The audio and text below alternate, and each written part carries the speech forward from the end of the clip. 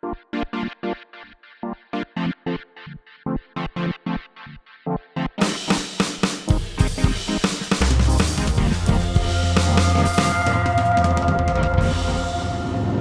guys. Hello. We're back. We are. And we want to tell you about one of our bigger projects. We've teased it a little bit. I can't remember exactly what we've said about it, but... You did the whole unboxing. Was that a year ago? That was Almost, last January. Yeah, it was.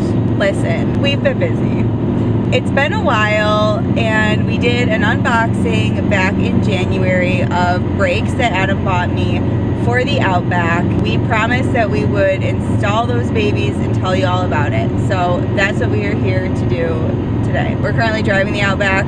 Spoiler alert, got some great new brakes on it.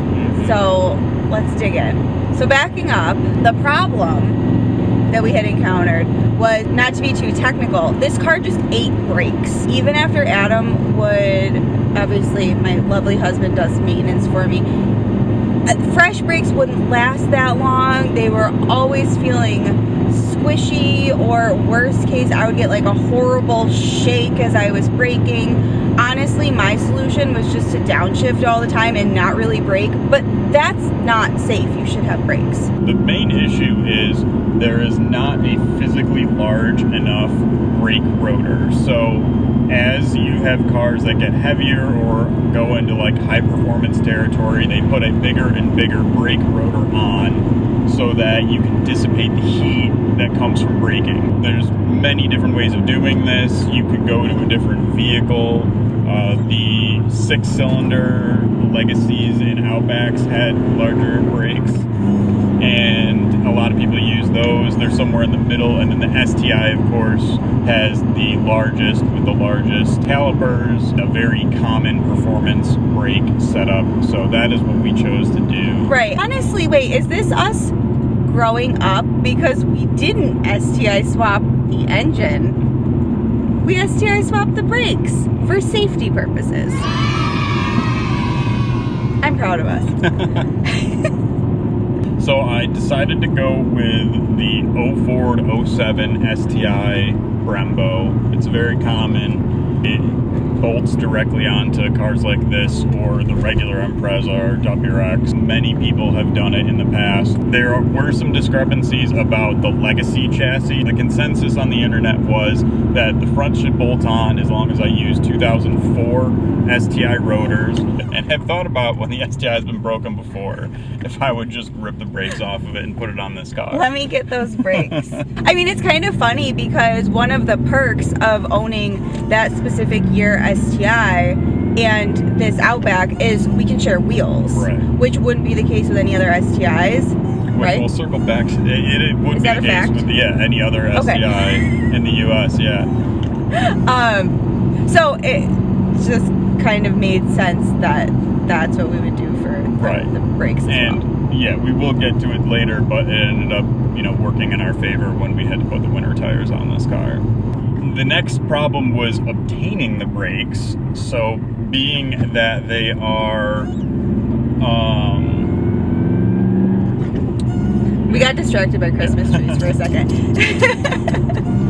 So being that these brakes are a desirable item that many people upgrade to for various reasons, prices have gone up. This being, from 2004 now is the earliest example. I looked all over. I looked on Craigslist, I looked on the Subaru forums, and I just couldn't find a used set.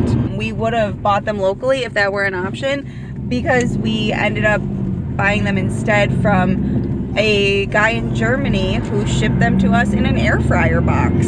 So clearly that's not the first choice. If we could have just met up and grabbed them from someone, yes, that would have been ideal. There were sets available. They were just much more expensive than I wanted to pay. Literally, to ship them from Germany, I was able to save myself $200 over the next available set.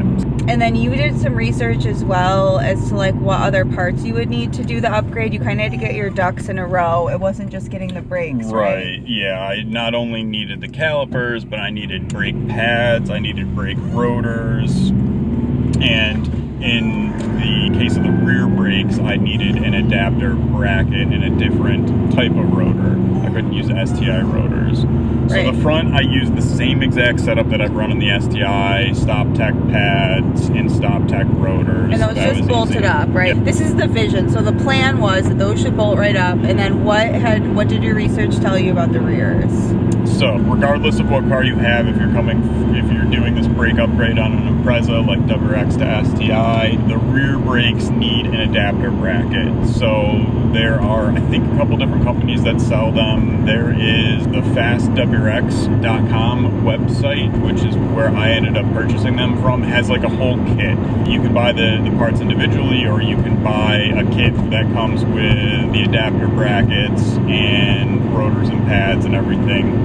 Specifically for the Legacy chassis, whether it's an Outback or a Legacy, you have to grind down a piece of the knuckle that holds on the spindle in the back. It's not too hard. I used just, I think, a die grinder and was able to knock it down maybe half an inch or so. And as you're bolting it up, you can see how much clearance you need and everything. So I just ground down until I could bolt up the caliper with the caliper adapter bracket and have the rotor in there and everything set nice and flush. The other thing that is different is the e-brake shoes, which the type of e-brake it is, it's a disc, and then the brake shoes are on the inside of the brake rotor assembly. There's like a little drum. The brake pads are a different size than the STi one, so if you were to put everything together, the e-brake wouldn't work because they wouldn't be able to touch the outside of the drum. So either you can swap the STi brake pads, which means you have to take apart the e-brake assembly, which is a giant pain, or you can buy adapter rotors, which have the appropriate sized brake drum for those parking brake shoes, which is what I did. Again, they were available on the FastWRX website. I think the brand is DBA, but that is common enough in the swap that they started making these for people that wanted to swap them. So it was a little more expensive to get them, but they bolted right together and I didn't have to do anything else. So I gathered all of the parts. I also decided to do stainless steel brake lines just as a general upgrade. They flex less than the rubber lines. And this car has 160,000 miles on it, so the chances of needing to replace those anyway was pretty good. So I just decided to do the stainless upgrade, the Stoptech lines. So I did that at the same time. It was sort of a big deal because we knew this would potentially take a while. It should all go smoothly. I don't know, maybe I'm a pessimist. Like, I've seen enough projects where it's like, oh, it's simple, it bolts right up, right? And something goes wrong, something breaks, whatever. We had bought our truck, so that was a perfect time. I could drive the truck and the Outback could be out of commission for a while. There was other stuff wrong. I had a wheel bearing that was Oh yes. done so. Like, I was driving my car one day and the wheel bearing noise and shake got so much worse from the day before. I turned around, drove back. I said the Outback's done until we can fix that. I figured the perfect opportunity when I was doing the wheel bearing, we'd already had the rear brakes apart anyway, so it might as well be a good time to just start that project. You kind of knew all of the things that you would run into, the stuff that was and wasn't supposed to work. How did it all go once you got in there? It all did bolt together fine. It was a little time consuming to do the part where I had to grind out the metal of the knuckle, but it was mostly just like going back and forth, like putting everything together to see if it lines up. Oh, it didn't line up, then I have to take it apart and then grind a little more and rinse and repeat. So other than that, it was very straightforward. I ended up breaking a line in the front, the hard line that goes to the rubber line before going to the caliper. I broke that, and so I ended up having to replace that. In this car, it's like one piece from the ABS junction block up at the very front, all the way down the frame rail across the firewall to the driver's side that broke. So that I had to replace, which was kind of a pain, and it was tough because I had to wait for the parts a couple weeks, but other than that, everything went together pretty smoothly. I did have a problem with, I went to bleed the brakes and one of the caliper bleeders snapped off, so I did have to tap and chase the threads of that Brembo caliper, which was annoying, but it does happen. Again, you gamble when you buy used parts. Right. There was another thing, the rear dust shields for the rotors don't fit, so you have to trim them normally. On this car, they were so rusted, I just literally pulled them off by hand. You know, I don't a dust shield is? I don't think I need them. I have no idea. Should be fun. So yeah, you got the installation all done. I was without my car for ages, missed her dearly. The truck's great, but I don't know. I had some run-ins driving that truck. I was way too far off the ground. I went to a farm stand and ran over this girl's hay bale and her cute little display by her farm stand. I needed my car back. We had discussed this with various people in various forums, and there was concern that the brakes would be squishy after the fact. Right, so with the STi brakes, the master cylinder for the STi, which is the part that your pedal actually connects to, has a different sized rod that physically presses the brake fluid through the braking system. So there's like calculations for how much force is required to push a certain amount of brake fluid through the system based on the diameter of all the lines and everything. And of course the factory does that very precisely, and there being a slight difference in the rod means that you're putting a different mechanical force on the brake fluid. Some people were concerned that it wouldn't be enough and it would cause a squishy brake pedal and like not enough power when you're slamming on the brakes in cases of emergency. And then other people had done the swap and said, oh no, it's fine, it doesn't actually make that much of a difference to result in poor braking performance. I had decided to not to get the STi master cylinder just because of cost and see how it goes. Yep. And after bleeding the system, which we did take a while to bleed the system because I had to replace the brake line right over the ABS module. I had gotten air in the ABS module. I knew I would have to bleed that out. Once we got all that done, and Laura helped me bleed the brakes, of course, from the inside. Full transparency, that's the only thing I helped with, was bleeding brakes. I don't do any of this stuff.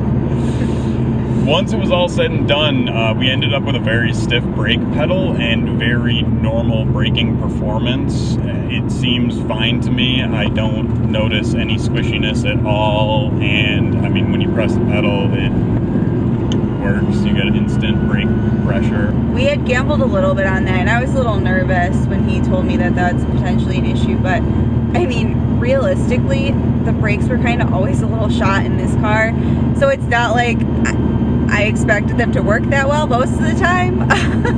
So I figured let's just gamble. If it seems worse, like we'll figure it out later. I will say though, it felt good right away. We completed this project 3 months ago, so I've been driving the car consistently for 3 months. Brakes feel absolutely great. They've never felt so good. And I had a couple of the most scary, like, emergency braking situations. Just, there's deer everywhere. It's fall. I have slammed on the brakes to the point where I was, like, terrified and really thought I was going to hit a deer twice. And this car has never stopped like that. So I am totally happy. So other than that potential issue, the only other thing we realized is because the calipers are physically larger, they don't fit under every wheel that the normal brakes would. So the factory wheels, which are a 17-inch, which is the same diameter as other wheels that we've run, they don't fit just because the spokes are like physically larger. I knew we wouldn't be able to run the stock wheels, which we'd been running the stock wheels for winter wheels. Then your normal summer wheels are the WRX wheels, the 2011 to 2014 WRX factory wheel. Those are the sisterhood of the traveling pants wheels. They look good on every car that I've ever seen them on. Yes. You should buy some. Those require a spacer. Since it's so common to do this brake swap onto a WRX, they figured out very quickly that that wheel specifically was They being our internet friends. Yes. Thank you everyone who's done any of this before us. Love Yes, ya. absolutely. So I think they said a minimum of like a 2 or 3 millimeter spacer was required. I had 5 millimeter spacers, but that didn't leave enough thread when I was bolting the wheels on, so I ended up ordering 3 millimeter wheel spacers, which work perfect. I can still thread on the lug nuts perfectly. There's no clearance issues with the brake caliper and the wheel. And then because your winter wheels were on your OEM wheels, I ended up just putting on My winter tires. Yeah, the winter tires. I ended up just putting on the winter wheels and tires that were meant to go on the STi. I'm not getting the STi inspected right now because of an evap issue that I have with the gas tank that I don't want to replace right now. So the STi is not going to be on the road this winter. I knew I wouldn't need them anyway. And instead of buying new winter tires to put on one of those other sets of wheels, I figured we could just run the ones that we already have. The Rotors I don't love, but whatever, it's winter, it's functional.